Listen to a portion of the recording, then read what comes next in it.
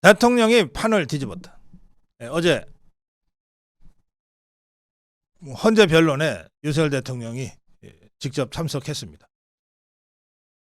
어제 변론은 김용현 국방장관에 대한 신문이 주로 있었습니다. 윤석열 대통령은 피청구인 자격으로 김용현 증인에게 질문을 여러 차례 했습니다. 그리고 김용현 증인을 중심으로 국회 쪽 소추인 측과 윤석열 대통령 변호인단에 뜨거운 공방이 있었는데, 뭐 공방이니까 뜨겁다고 표현합니다만 김 빠진 공방이었다고 할 수 있습니다. 워낙 일방적이었거든요.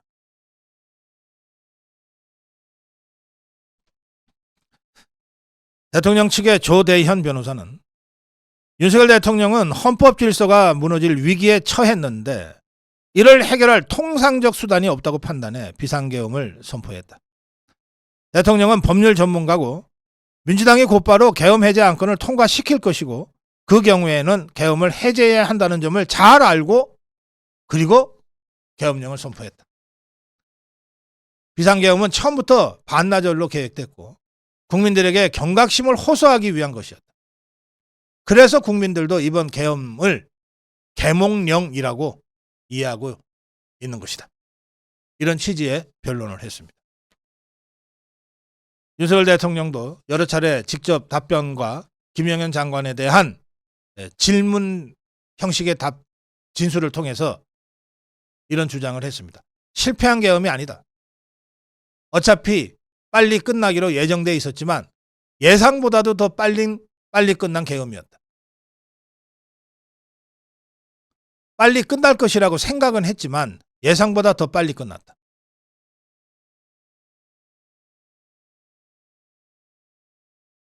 저나 김용현 장관이나 또 군 지휘관들 모두 실무급의 영관급 장교, 위관급 장교 모두 정치적 소신이 다양하고 반민주적이고 부당한 일을 지시한다고 할 때 그걸 따르지 않을 것이라는 것도 다 알고 있었다. 그런 전제 하에서 비상계엄 조치를 했고 그에 따라 필요 소수 병력만 이동을 지시했다. 그 병력 이동 지시는 처음부터 끝까지 합법적이었기 때문에 군인들이 거기에 따랐던 것이고 불법 행위를 한 것이 아니다. 국회 의결 이후 국무회의를 열어야 계엄을 해제할 수 있어서 좀 기다릴 수밖에 없었고 국무위원들이 올 때까지 그리고 군을 철수시켰다. 국무회의 정족수가 갖춰지면 계엄을 해제하겠다고 먼저 발표했다. 그래서 계엄을 선포한 이유는 야당에 대한 경고가 아니었다. 야당이 경고한다고 들을 야당이냐? 그런 것이 아니고 주권자인 국민께 호소해서 지금의 이 국가 비상사태를 알리고 국민들이 야당을 엄정하게 감시하고 비판해 달라고 호소하기 위한 것이었다. 야당에 대한 경고는 아무리 해봐야 소용이 없다는 걸 내가 몰랐겠느냐. 야당에 대한 경고가 먹힐 거라면 비상계엄 자체를 할 필요가 없었지 않았겠느냐. 비상계엄의 목적은 야당이 아니라 국민을 향한 것이었다. 국민의 각성을 향한 것이었다. 국민의 계몽을 위한 것이었다. 이겁니다. 그래서 국민들이 거기에 호응해서 비상계엄령이 아니라 비상계몽령이다. 이렇게 부르는 겁니다. 또 저 종북 주사파들이 이 상상 속에서 비상입법기구라고 하는 요 단어를 가지고 국보위를 떠올리면서 이걸 가지고 내란죄라고 공격을 하고 있는 데 대해서 비상입법기구라는 쪽지, 이거 국회를 대체하기 위한 입법기구가 아니다. 긴급재정 입법권 수행을 위한 실무적 필요 때문에 메모가 전해진 것이다. 만약에 국보위 같은 성격의 기구였다면 그걸 왜 기획부 장관한테 쪽지가 전달됐겠냐?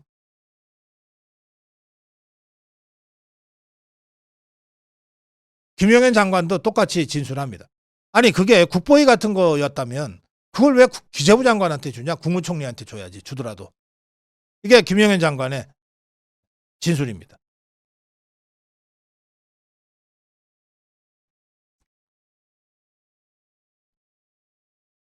또 부정선거에 대한 증거 수집을 위해서 계엄을 한 것이냐? 그 이미선이라는 재판관이 묻자, 증거 수집이 아니고 국민에게 이게 부정선거가 있었는지 없었는지 문제를 제기하고, 있었다면 그걸 파악해서 보여주고 개선을 하고, 없었다면 자 이렇게 해도 없으니까 이제 더 이상 부정선거 걱정은 하지 마시라 라고 하기 위한 것이었다.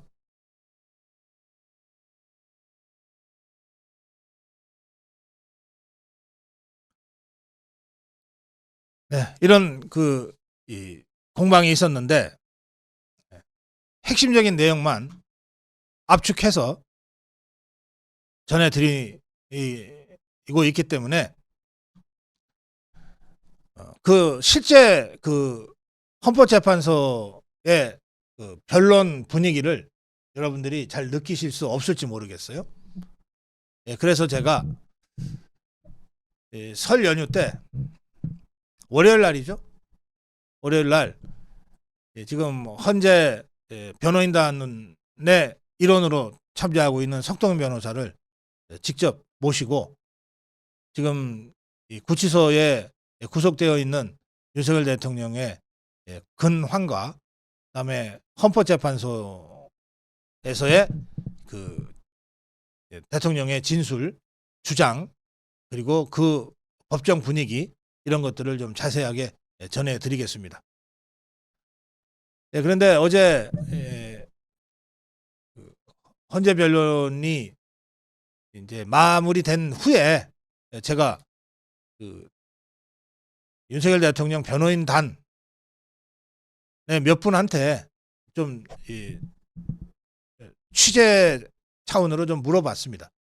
그렇게 해서 어제 헌재 변론의 그 과정을 제가 재구성해서 지금 여러분께 알려드릴 테니까 여러분들이 그 분위기까지 좀, 물론 녹화 영상으로 이 방송들이 편집해서 보내준 것을 여러분들이 보셨겠지만 그거는 편집된 거기 때문에 실제 헌재 변론 분위기를 현장처럼 느끼실 수가 없을 거기라서 제가 좀 다시 재구성해서 설명드리겠습니다.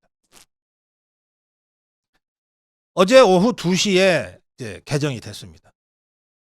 저 국회 좌파 쪽에서는 정청래와 한 10여 명의 청구 대리인단의 변호사들이 나왔어요.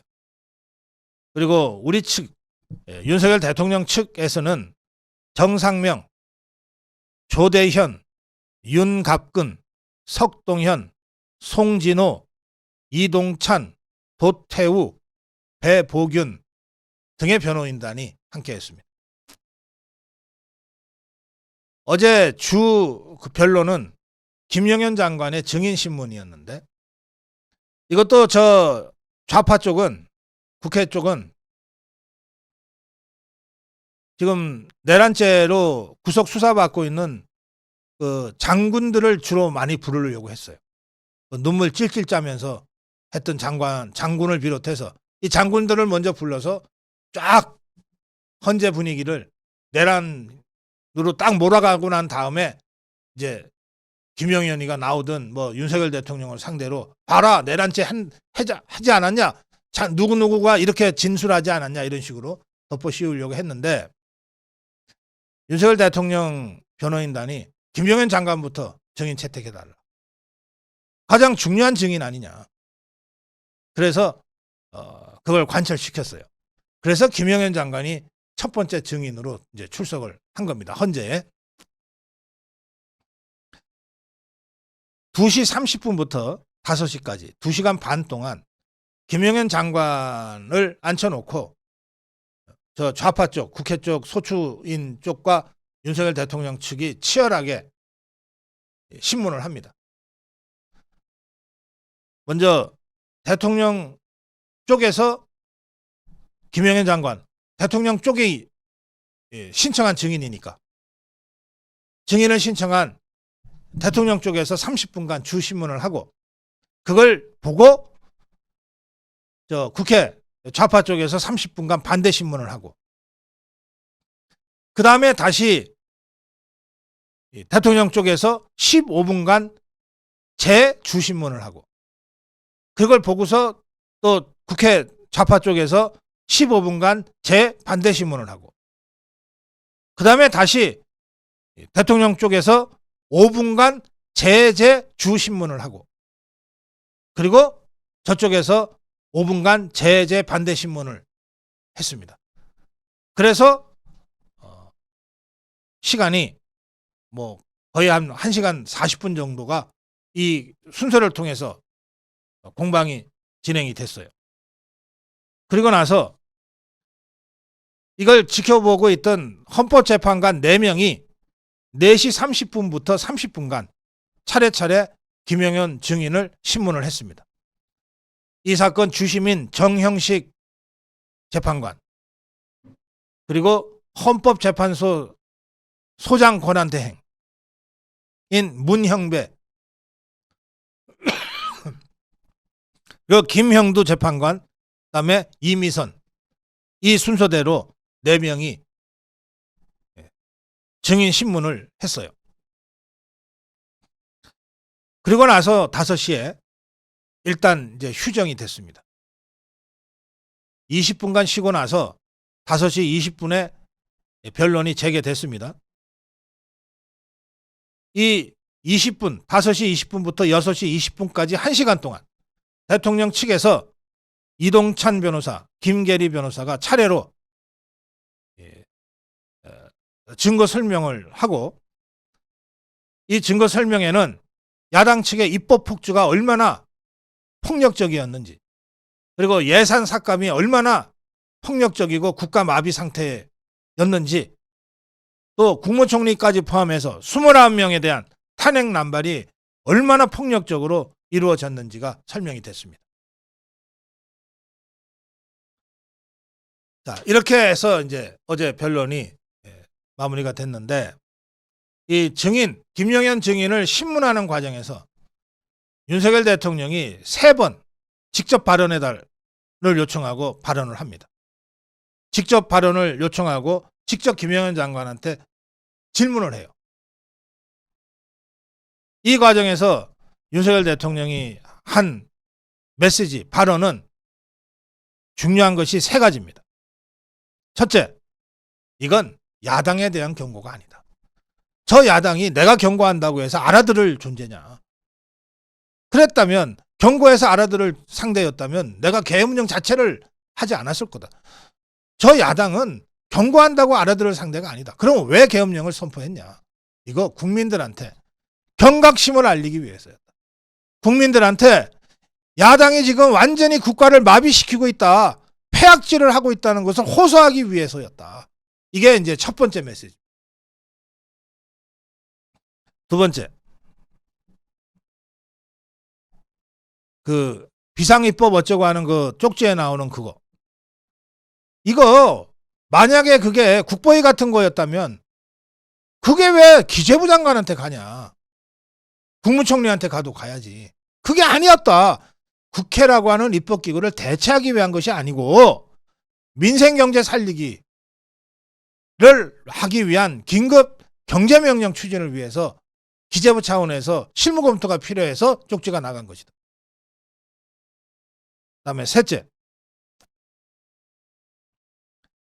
계엄 선포가 대통령의 합법적 권한행사 이지 어떻게 이게 내란이 되냐. 실제로 계엄 선포 그 시간에 움직인 계엄군의 행동을 봐라. 이게 어떻게 내란이냐. 그러면서 현재의 변론 분위기를 완전히 윤석열 대통령 측이, 또 윤석열 대통령이 주도를 하게 된 것 같습니다. 대통령이 직접 질문 형태의 진술을 통해서 제3제사 강조했던 것은 뭐냐? 계엄 선포 이유입니다. 이게 내란을 하기 위한 목적으로 계엄을 선포한 게 아니라는 거예요. 그럼 뭐냐? 대통령이 아무 일도 할 수 없게 거대 야당이 폐악질을 계속해서 하고 국정의 발목을 잡아서 그런 국가 비상 상황을 국민들한테 알리기 위해서 계엄을 한 것이지 야당한테 경고하기 위해서 한 게 아니다. 주권자인 국민에게 그런 국가 비상 사태를 직접 호소할 수밖에 없었다. 이 점이 어제 헌재 변론에서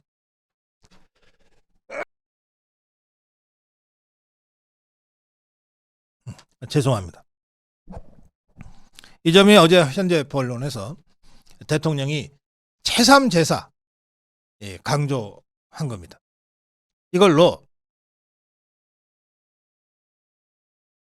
이미 국회 쪽에서 내란죄 부분을 뺀 데다가 그래도 여전히 이른바 내란죄 형사사건은 계속되고 있고 이것이 어떤 형태로든 헌재 심판에 영향을 미치도록 지금 야당과 이 올드 미디어가 교묘하게 지금 이 언론 플레이를 하고 있는 이 상황에서 윤석열 대통령이 이거 내란 목적의 계엄이 아니다.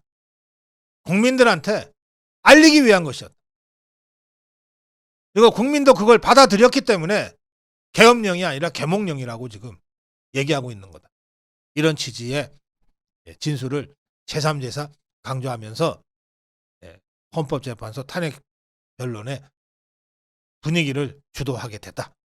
이게 어제 헌법재판의 분위기였다. 이렇게 말씀드립니다. 정론 1침이었습니다.